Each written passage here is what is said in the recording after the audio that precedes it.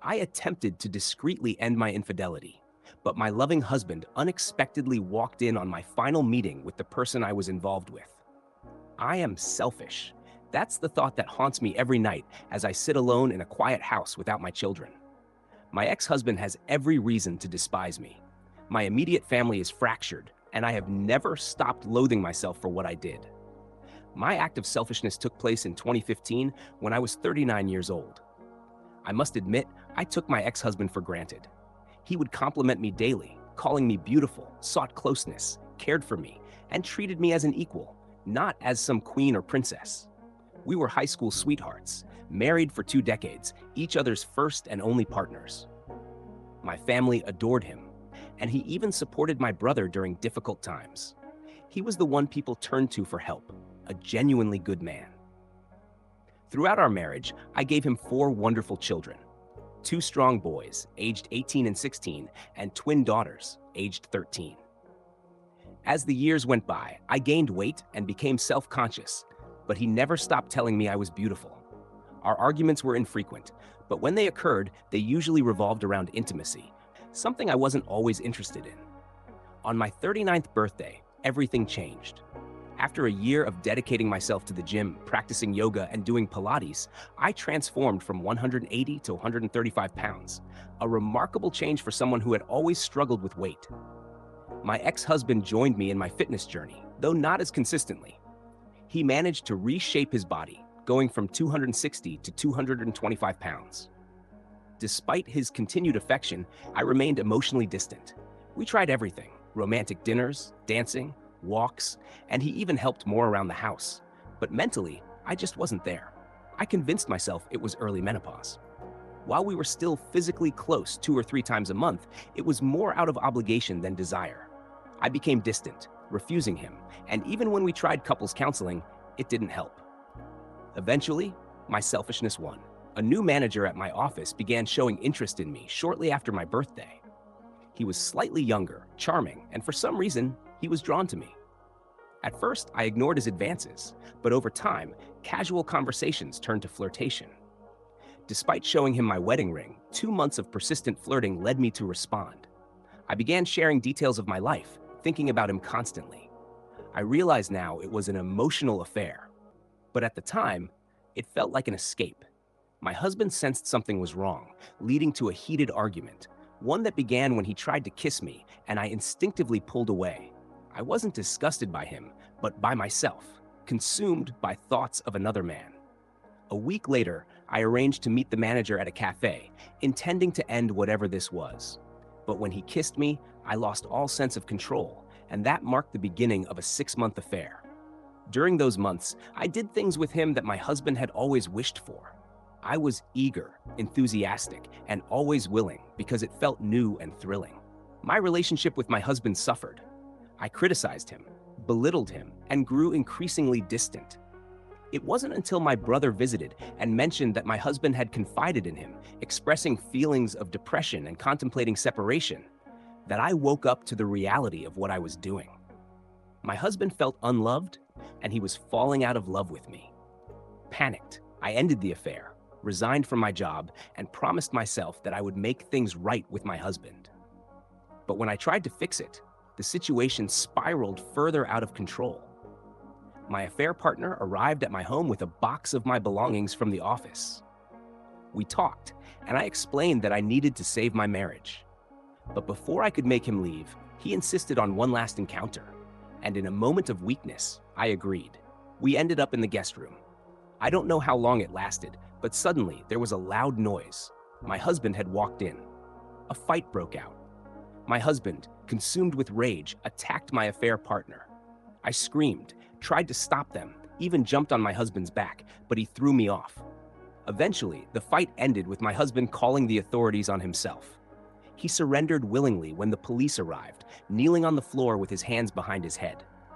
At the hospital, my father looked at me with disappointment. My brother yelled, and my mother tried to console me. My husband's family was furious, and my children refused to speak to me. My sons couldn't even look at me. I learned later that my affair partner was married, a fact he had hidden from me. His wife confronted me at the hospital, attacking me before my brother pulled her away. Leading up to the trial, my boys stayed with their grandparents. And my daughters refused to see me. My ex-husband didn't want to talk to me either. I tried to visit him at the county jail, but I was denied. Even my brother, who worked at the correctional facility where my husband was held, refused to pass along any messages from me. When I pleaded with him, he told me to go to hell. In the 3 months since I had last seen him, the look he gave me was filled with such intense anger, a pain beyond anything I had ever imagined. He had always looked at me with love, even when we argued.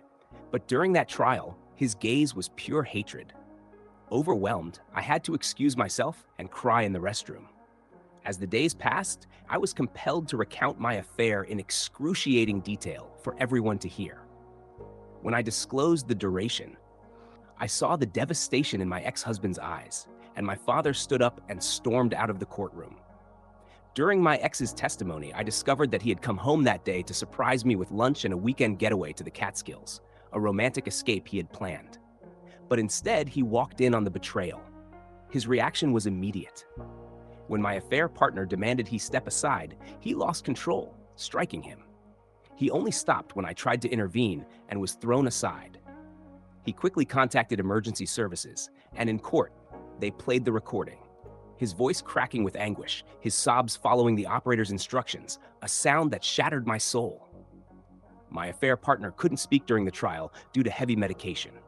Instead, they displayed images of his injuries, an unbearable sight because I was the cause. My ex-husband had shattered his eye socket, crushed his cheekbones, and destroyed his jaw. The medical experts revealed that some bone fragments were too small to be reconstructed.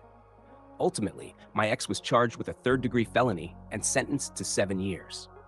The verdict triggered an outburst. My sons protested loudly, my daughters and his family wailed, and those agonizing cries still echo in my mind. The first 3 months were a nightmare. I was sued by my affair partner's estranged wife for alienation of affection.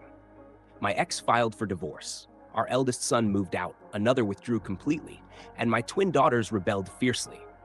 My former sisters-in-law physically confronted me in a grocery store, and his mother spat in my face when I tried to apologize. My father and brother cut off all communication. With no income and nearly depleted savings, I was forced to find a new job. My former accounting firm suffered bad publicity, leaving me effectively blacklisted in the industry. I resorted to working in retail and as a seasonal tax advisor, struggling to keep the house. Letters I sent to my ex went unanswered, and attempts to visit him were denied. Crying in the shower became a daily routine. My parents' marriage nearly fell apart because my mother defended me, while my father refused to even look at me. My brother wouldn't acknowledge me, and even lifelong friends were divided. Despair consumed me, and I thought about disappearing entirely. Eventually, I sought therapy. My therapist was direct, telling me I had grown too comfortable in my marriage. She explained I had stopped seeing my husband as a partner and instead treated him as a casual companion. Her words were painful, but true. I had taken him for granted. Nearly a year passed in silence from my children. When I cooked dinner, they would take their food and retreat to their rooms without a word. I broke down, begging them to speak to me, but they remained silent. I wasn't even invited to my brother's wedding, though my children attended. I continued trying to visit my ex, hoping he would add me to his visitor list, but every attempt was denied. Letters were returned unopened, and my depression deepened. Then one day, out of nowhere, my brother showed up. He was furious, revealing that my ex had been attacked in prison, stabbed during an attempted assault by another inmate.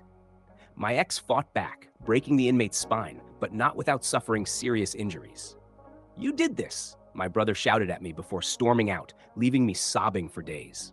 He was right. My actions had led to this. For 4 more years, I tried to contact my ex, but every letter was returned. Thankfully, our children visited him frequently, and I learned from them that he had been placed in protective custody by my brother after the attack. As the years went by, my children grew, but they remained distant. My eldest son chose the same college and major as his father, but he never spoke to me, only contacting his siblings. He avoided our home during holidays, visiting his grandparents instead.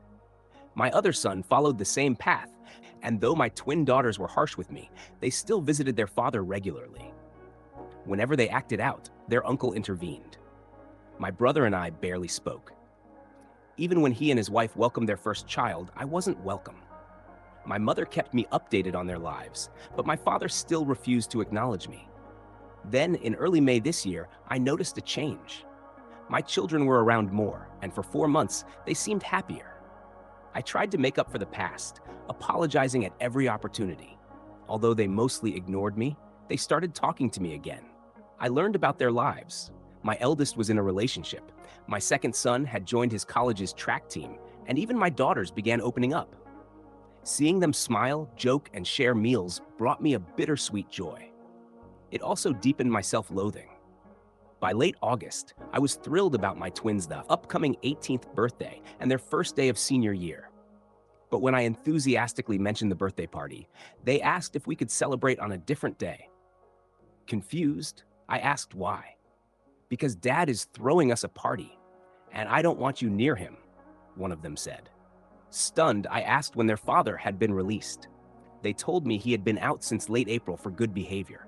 Tears streamed down my face. The realization hit me. They weren't around more because we were healing. They were here because their father was back in their lives.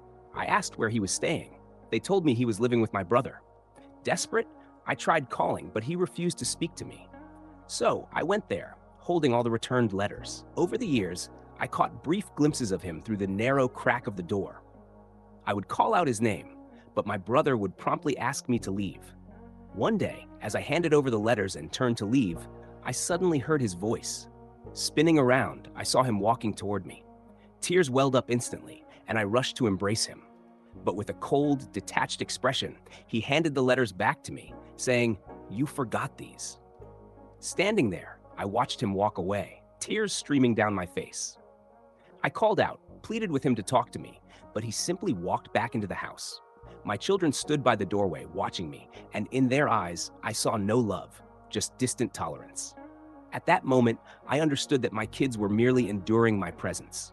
Yet, despite everything, I still want to mend things. I want to tell him how selfish I was, how much I miss him, and apologize for destroying what we had. Somehow, I continue to push through my daily routine. My mother informed me that 2 years ago, my almost partner's ex-wife began visiting him. She's still around, but I genuinely don't care. All I want is for him to forgive me, to speak to me, to stand by my side, and to look at me the way he once did. I want my children with us again. I just want my family back. He set a standard for the kind of man a woman should have in her life. Even when others gave up on my uncle, my dad never did. As my grandfather once put it, "Your dad knocked the foolishness out of him and left behind the man he was meant to be." That line always made me laugh. My father taught me how to be a man, a friend, and a husband. Before the affair, my mother seemed to truly love my dad. He was her rock. Despite having a nearly perfect marriage, she destroyed it. I remember those months when she would belittle him and he would push back, but always tried to maintain his composure. My dad, an educated man with a successful career as a financial advisor, could be gentle, but he also had a strong, assertive side. He was kind, respectful, and helpful, traits inherited from his father and stepfather, but he never hesitated to stand up for himself. My dad tried everything, flowers, dinners, dancing, but she was in another world, treating him poorly. We all saw it, especially the impact it had on my brother and twin sisters. Yet, my father kept smiling, assuring us they would work things out. He believed her job was stressing her out, especially after she quit. At the time, I genuinely thought it was just her job. Then came the day when my dad was arrested and everything shattered. Mom, do you even understand the shame we felt when the entire school found out? After you were unfaithful, Dad was arrested. I couldn't bear to look at you, so I stayed with Grandma. Just seeing you made me feel sick. When I visited Dad, he couldn't even make eye contact with me. He was overwhelmed with shame, saying he had failed as a husband and as a man. I tried to convince him otherwise, but he insisted. He believed a responsible man would consider the consequences before acting recklessly. He saw himself as a failure because his wife had betrayed him. You had the nerve to ask for our forgiveness, and for the first time, I felt an intense urge to hurt you. We were all suffering, and yet you sought forgiveness. Sitting through that trial, listening to the emergency call, was the most excruciating 25 minutes of my life. Hearing Dad, the man who would have done anything for you, crying and pleading for help, was unbearable. He kept repeating that your betrayal hurt all of us, not just him. I know you tried to testify as a character witness for Dad. Despite us begging you not to, you went ahead. Was it to show us you still loved him? To prove to the court he was a good man? In my view, your cross-examination, where you revealed how long your affair lasted, was the reason we lost him. If we had a proper attorney instead of a court-appointed one, he might have walked free. Your actions left scars. I struggled with anger issues. My brother turned to secret drinking, and one of the twins even became suicidal. But you were too focused on trying to fix things with Dad to notice. I had to step up, taking on the role of a parent for my siblings while juggling a full-time job in college. I even sent you money for bills. I know you were struggling, but you had help. Grandma defended you, but only out of family loyalty, not because she truly believed in you. When Dad was attacked in prison, I nearly broke. I had just visited him that day, laughing about his prison workout routine. Halfway back to campus, I got the call. I almost crashed the car because my mind went blank. It was a nightmare for all of us. What you probably don't know is that I once sat outside your affair partner's place, ready to confront him. But when I saw him limping with a cane, I remembered Dad's words and drove away. Over the years, we lost Grandma, then Grandpa. He passed from heartbreak. Dad couldn't even attend the funerals. His sisters had to get married in the waiting area just so he could be a part of their weddings. The devastation you caused is immense. And instead of letting us process it, you constantly begged for forgiveness, suffocating us. It seemed like you wanted to feel better about yourself rather than allowing us the space to heal. Yes, you made an effort in the later years, but it was too late. You didn't try when it mattered most. When Dad was released, he told us to start talking to you again, saying you were a good mother. So we did, and it seemed to bring you some happiness. For a moment, I even remembered what it was like not to despise you. Dad struggled to find a job at first, but one of his former clients eventually hired him. I didn't expect the twins to reveal his release to you. He didn't want you to know. After speaking with you, he was physically sick. Your presence made him nauseous. For the past 3 years, someone else has been visiting him regularly, and since his release, they've been spending more time together. So please, stop dreaming about a reunion. If you want to reconnect or repair things with your children, reach out to me directly. Your recent post about our worst moments was pure selfishness. For Dad, you are just the mother of his children, nothing more.